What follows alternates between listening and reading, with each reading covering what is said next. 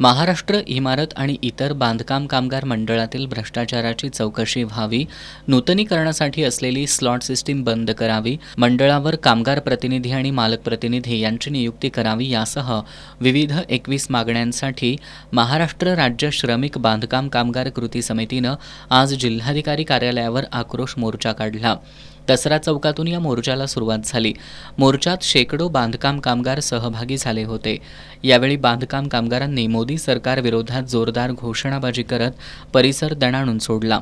यावेळी बांधकाम कामगार भ्रष्टाचाराच्या राक्षसाचं प्रतिकात्मक दहन करणार होते, परंतु पोलिसांनी ती प्रतिकृती ताब्यात घेतली।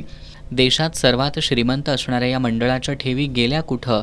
हे मंडळ बांधकाम कामगारांच्या हितासाठी नसून ठेवीदारांना पोसण्यासाठी असल्याचा आरोप महाराष्ट्र राज्य श्रमिक बांधकाम कामगार कृती समितीचे अध्यक्ष गुणवंत नागटिळे यांनी केला।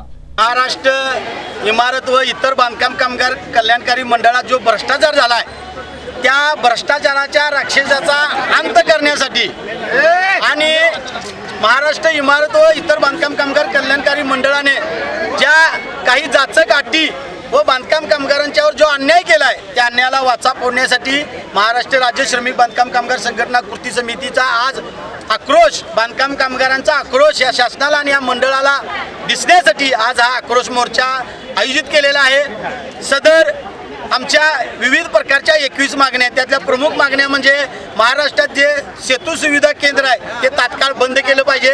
बांधकाम कामगारांच्या 2 मुलींच्या विवाहासाठी विवाहाची योजना आहे ती लागू केली पाहिजे। तसेच 2 वर्षापूर्वी हे मंडळ संपूर्ण देशात एक श्रीमंत मंडळ म्हणून गणलं जायचं, त्याचा ठेवी ह्या 23,000 कोटीच्या वरत्या, पण सध्याचं ऑडिट बघितलं तर त्या फक्त 3,000 कोटी आहेत। म्हणजे हा 19 ते 20,000 कोटीचा निधी गेला कुठं? तर आमचा असा स्पष्ट या मंडळाचे सचिव विवेक कुंभार आहे, त्यांच्यावर आरोप आहे। हा सगळा जो खेळ आहे हा विवेक कुंभार करत आहेत आणि हे मंडळ सध्या बांधकाम कामगारांच्या योजनेसाठी नसून ठेकेदारांना पोसण्याचं हे मंडळ काम करते असा आमचा स्पष्ट आरोप आहे। कृती समितीच्या शिष्टमंडळानं जिल्हाधिकारी अमोल येडगे यांना मागण्यांचं निवेदन सादर केलं।